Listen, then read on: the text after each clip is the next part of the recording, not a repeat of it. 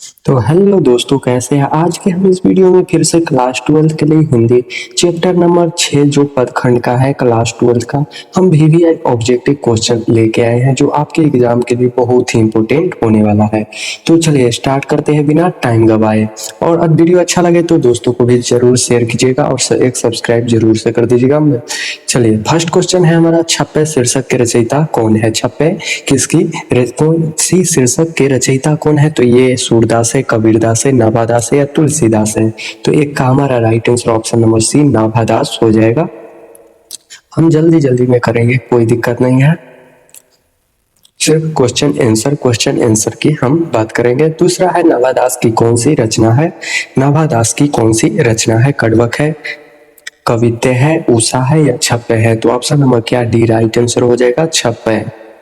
अगला सवाल देखते हैं, तीसरा नंबर, नाभादास किस धारा के कवि थे? नाभादास किस धारा के कवि थे? निर्गुण धारा के, सद्गुणोपासक, ब्रह्म भक्त धारा के, सगुण धारा के या इनमें से कोई नहीं? तो तीन का हमारा right answer option number B हो जाएगा,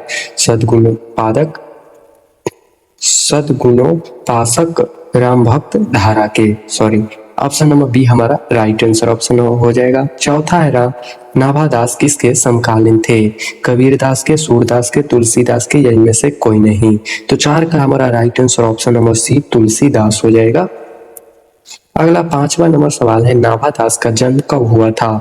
1550 ईस्वी में, 1570 में अनुमानित है या 1560 ईस्वी या 1565 ईस्वी? तो पांच का right answer option number B हो जाएगा, 1570 ईस्वी में अनुमानित, ये पता नहीं है।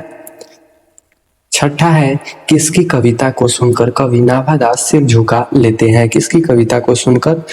सूरदास के, कबीरदास के, तुलसीदास या इनमें से कोई नहीं? तो option number A right answer हो जाएगा, सूरदास।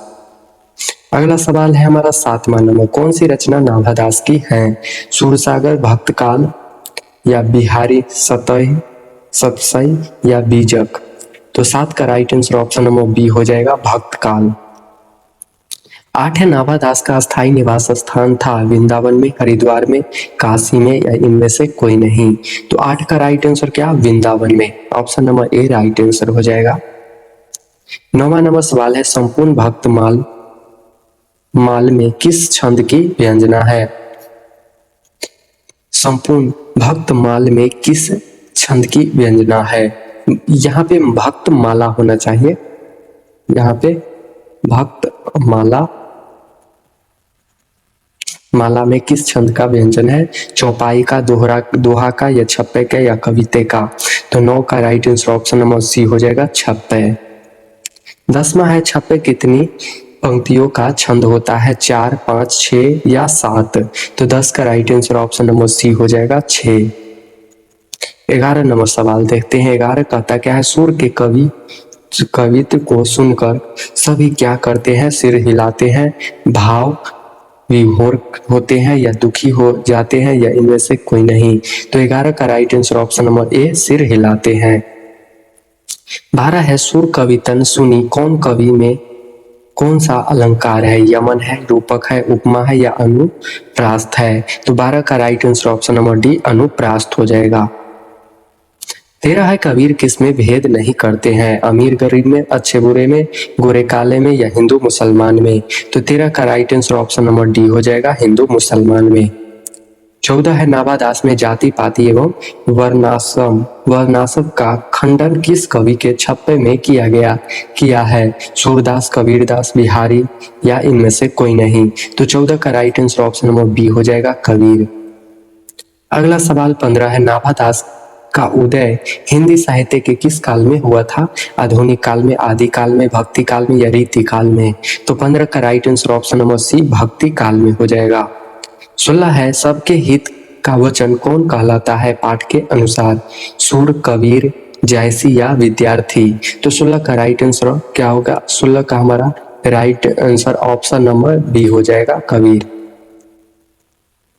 17 है, कानी का अर्थ क्या होता है? दोस्तों कानी का अर्थ क्या होता है? एक आंख का न होना, एक कान वाला, अविश्वास या विश्वास प्रतीत? तो ऑप्शन नंबर डी हो जाएगा, विश्वास प्रतीत। 18 है नाभादास के दीक्षा गुरु कौन है? स्वामी अग्रदास अग्र अले, स्वामी सुधानंद, स्वामी चतुर भुजादास या स्वामी नरहरि दास। तो 18 का right answer option number A हो जाएगा, स्वामी अग्रदास अग्र अली। 19 है हमारा भक्त मला के रचयिता कौन है? कबीरदास है, गुरु नानक है, रैदास है या नाभादास है। तो 19 का right answer option number D Nabhadas हो जाएगा। 20 है भक्त चरित्रों की माला है, मुंड माला है, पुष्प माला है, भक्त माला है या रत्न माला है। तो 20 का right answer option number C भक्त माला हो जाएगा। 21 है नाभादास किसके शिष्य थे? तुलसीदास के, रामानंद के, स्वामी अग्रदास के या महादास के। तो 21 का right answer option number C हो जाएगा, स्वामी अग्रदास के। 22 नंबर सवाल है कबीरदास की शाखा के कवि है? सगुण शाखा के, निर्गुण शाखा के, सर्वगुण शाखा के या इनमें से कोई नहीं। तो 22 का हमारा right answer option number B हो जाएगा, निर्गुण शाखा के कवि हैं कबीरदास। अगला है हमारा नाभादास किस काल के कवि थे? भक्ति काल, रीति काल, वीर गाथा काल के या भारतेंद्र काल के? भारतेंद्र काल के। तो 23 का right answer option number A भक्ति काल के हो जाएगा। 24 है नाभादास की कविता किन दो कवियों के बारे में है? जयसी एवं सूरदास, कबीर एवं सूरदास, सूरदास एवं तुलसीदास या तुलसीदास एवं कबीरदास। 24 का right answer option number B हो जाएगा, कबीर एवं सूरदास भी हमारा राइट आंसर हो जाएगा। तो चलिए यही हमारा इतना ही 24 क्वेश्चन था जो चैप्टर नंबर 4 है, जो छप है क्लास 12 के लिए। तो ये इसमें से 1 से 2 सवाल आपको एग्जाम में मिलेंगे, इससे ज्यादा नहीं। तो चलिए मिलते हैं नेक्स्ट वीडियो में चैप्टर नंबर 5 के साथ।